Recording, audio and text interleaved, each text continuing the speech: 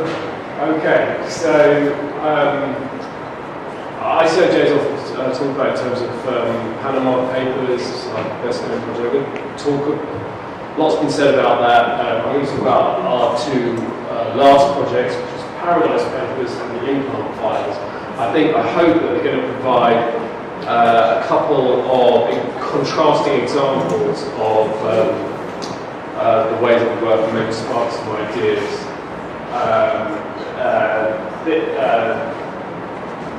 There are sort of flagship images from the projects, and these are a few of our partners' front pages from the Implant Files. And if I can get to the next slide. Here we go. Okay, so this is Panama Papers. It was 1.4 terabytes of leaked offshore data, and it was incredibly messy. And with that amount of data, the first question you ask, we assembled a team. We had over 200 journalists, 50 publications, more than that around the world. And but even with that manpower, where the hell do you start? And we started by looking for names that we recognised, looking for patterns of behaviour, and a few of these big multinational names left out from the database: Facebook, GE, Apple, Allergan, Nike. Big corporate names we've all heard of, big names that our readers could relate to. And here on the right there is a visual representation of what we found around Nike. It was a lot of names of directors of companies offshore and a few company names, but really not much to go on. And we felt frustrated by it. We found these corporations in this, I should say, in the taxation of Bermuda, but and we knew that it must be important somehow, but it looked like it was a dead end. We had this mountain of 1.4 terabytes of data. What the hell are we going to do? And so then we decided to do something very elementary. We sort of set aside our data, and we went out and we bought a pair of running shoes from a shop. And that what ended up being the beginning of a very complicated, meandering money trail that we were able to follow that took us from this is the store receipt from that's the pair of running shoes and a store receipt purchased in London, and over here you've got some clues as to the company that you're buying for. It turned out it wasn't actually a British company that the shoes were bought from. It was a Dutch company, and then we were able to look in the accounts of the Dutch company and follow the money trail, and eventually find out that huge amounts of money were being siphoned into these companies in Bermuda that had no employees and no real business activities. But it was a slow, meticulous process, and what the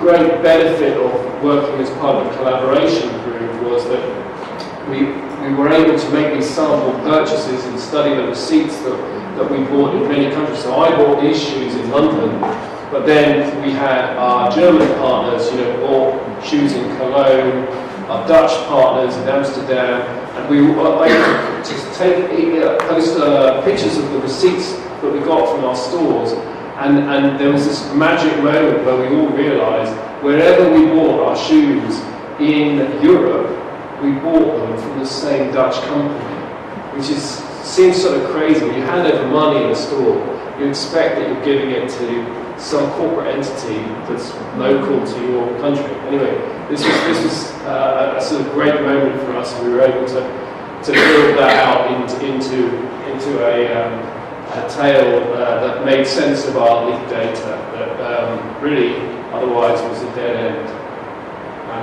And this is from Nike's global corporate accounts, and it's their tax. It's their effective tax rate, and this moment here, that's the moment when they started pushing the money across to the Netherlands and then out to Bermuda.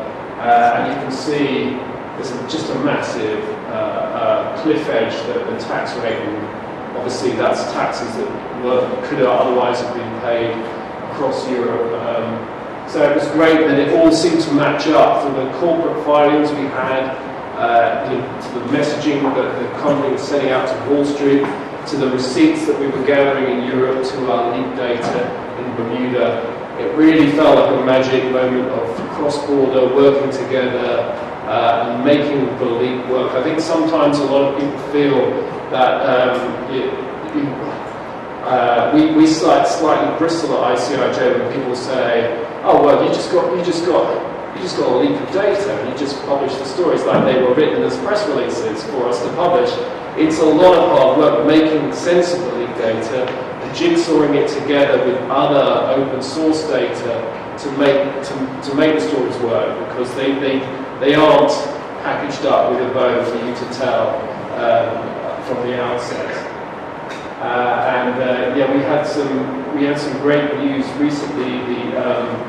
The European Commission have just said that they're announcing an investigation into Nike's tax structure, and it could end up paying back billions of dollars in tax across Europe. So we're very, very delighted with that development. It's yet to play out with us. That's a good result for us.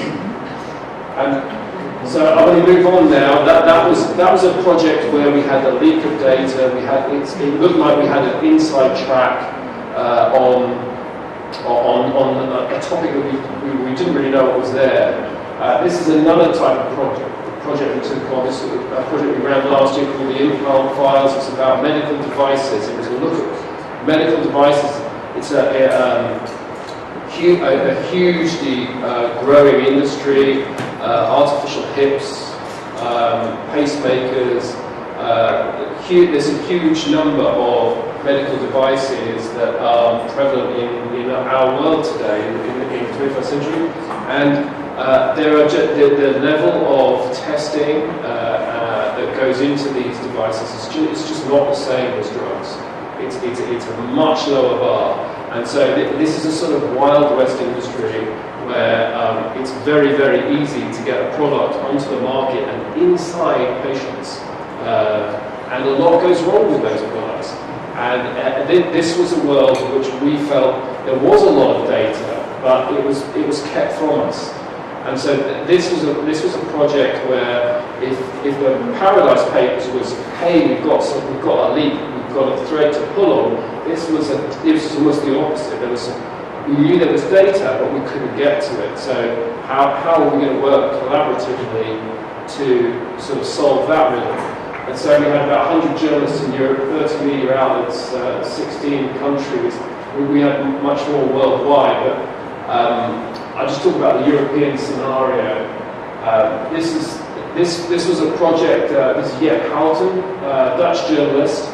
She'd been covering medical devices. She felt this was a real problem. The way it's too easy to get a medical device approved for use in European hospitals. This was even before our project started. She came up with this extraordinary ruse to prove that her hypothesis is just too easy. So what she did is she bought a bag of mandarin oranges from her local supermarket. She ate the delicious oranges, but she kept the packaging. It's sort of like plastic netting. You know, you get plastic. They come in plastic netting, and she took that netting and she built an accompanying folder, a file, which was full a technical file to disguise this plastic netting as a piece of surgical mesh for use, permanent implant inside a human being. And she took this to the certification bodies. These are private companies that certify these things as safe for use in Europe. Took the plastic packaging from the oranges and this technical file, which was deliberately planted with lots of dangerous errors, obvious errors that should have been spotted.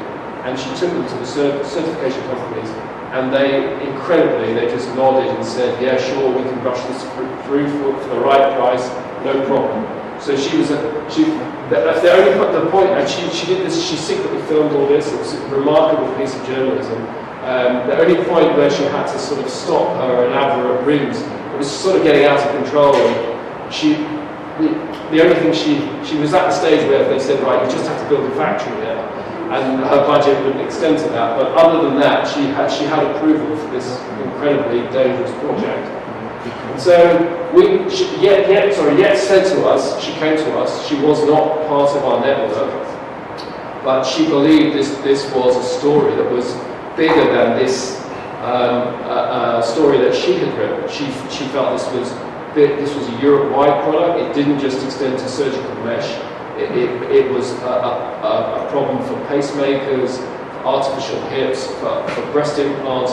It was a big problem, and it was a problem of regulation. It was even wider than Europe. It could extend to the States and the rest of the world as well.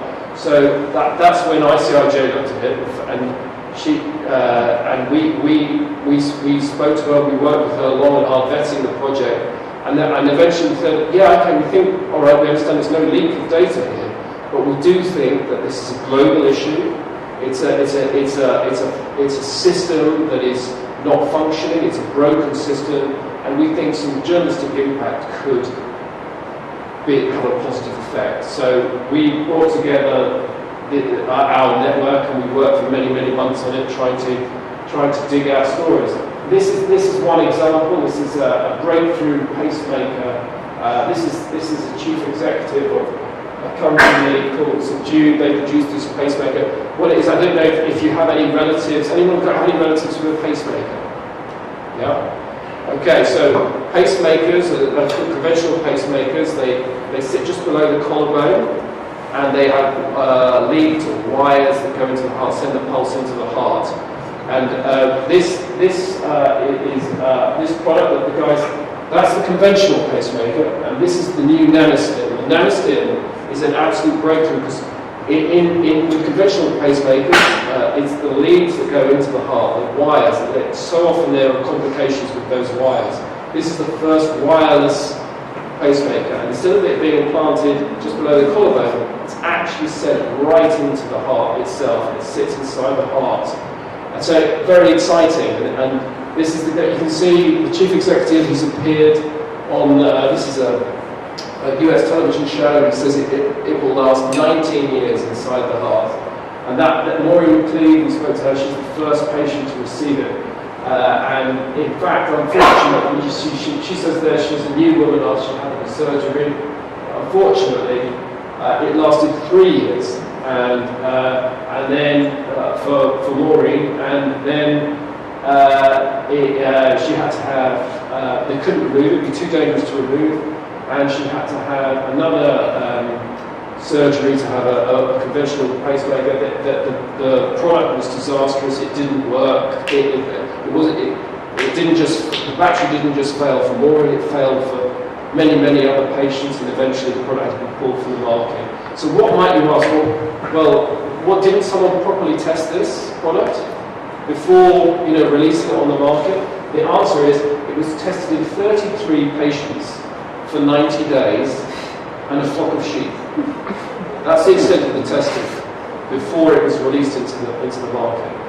And the great thing about this stuff, journalistically, I don't mean to be showcasing stories. I mean practically. What we found worked really well in the telling of this story is, the patient here, Maureen, the first patient, she was in the UK. This chap, Dan Starks, he's in the US, he's the chief executive of the company. The products were tested in the Netherlands and the Czech Republic, and so we really found we were able to harvest the expertise of all of our network to really bring the elements of this story together. So that was one neat example. If you're a patient with these devices, one other question you might be asking is, so if products are getting approved too easily, another thing is, well, what happens when products go wrong? Who's recording that data when a product goes wrong? When there's a malfunction or a patient's put in danger? Well, there are every time that happens, there's supposed to be a report A report is supposed to go to the regulator. Now, if you live in the US, you can look up that report on the Food and Drug Administration's website. If you live in Europe, you don't have that privilege. That is information that our governments in the EU do not want to share with us. And so this was a big point of our reporting. We tried very hard to get hold of that information through FOIs and lots of other avenues. And all we could find out is that these were the trajectories of the amount of reports that were coming in. That we got I think we got almost 20 countries. We got over 85% of the EU population by countries. We could see what was happening to these reports. So the number of patients where there's reports of harm or danger are absolutely soaring. We cannot get hold of this data. And we were able to find lots of documents that showed how the medical device industry were lobbying against that. And this data had never before been disclosed. I mean, some countries actually disclosed it, but across Europe, it wasn't disclosed in a systematic way. So we were able to use the network to just send a simple survey to each of the national regulators, and collating it all together, it gave obviously such a more powerful impression. And you've got these graphs doing all the same thing all over Europe. It's quite clear that there are lots of people who are being harmed by medical devices across the entire continent where regulation is so weak. So, and this is some of the feedback we had from the medical community. Before we published our reporting on this healthcare topic, ICIJ was more known for financial offshore stories. It was a leap for us to move into healthcare stories. So we didn't know how the medical community was going to react. And actually, we were so gratified because they came out really, really vocally in favour of transparency. The frustrations we found, and the injustices we found, the disturbing stories of devices going wrong that we found, that they absolutely leapt on it. And my favourite quote, that's why I put all these helmets in. This looks medieval. This is what one of the doctors says to me. Not sharing important safety data with the public doesn't feel very appropriate for the 21st century. And we were invited to give our summary of our findings to the European Parliament, and the Commission is now reconsidering its approach to transparency. So we're very chuffed about that. And I should say that it's something alluded to earlier in the day. That process of building a consistent message in different member states. If the problem is reinforced in each jurisdiction, then really it becomes really hard for politicians at the top tier to ignore. And the power of report upon report or synchronized reporting that OCCRP does fantastically as well. My experience of that has never let me down, and I think that the sum of the parts, the impact of synchronized reporting is always much, much better than piecemeal reporting here and there.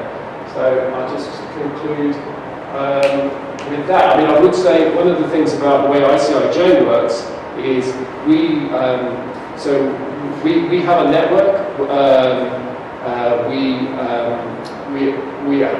tend to work with the same partners in repeat investigations in different countries, but we are always receptive to bright ideas. I showed you Houghton's idea from the Netherlands that became this huge project for us. She was not an ICIJ member, and so we are always listening to people who have these stories. And I think there must be and we hear them all the time. The reporters come to us and they say, you know, I'm frustrated. We've got this great story, we've told it, but we think it's bigger than our national sort of silos of the media that we work in. And we're all about facilitating, taking those stories global. I'll leave it there. Thank you very much.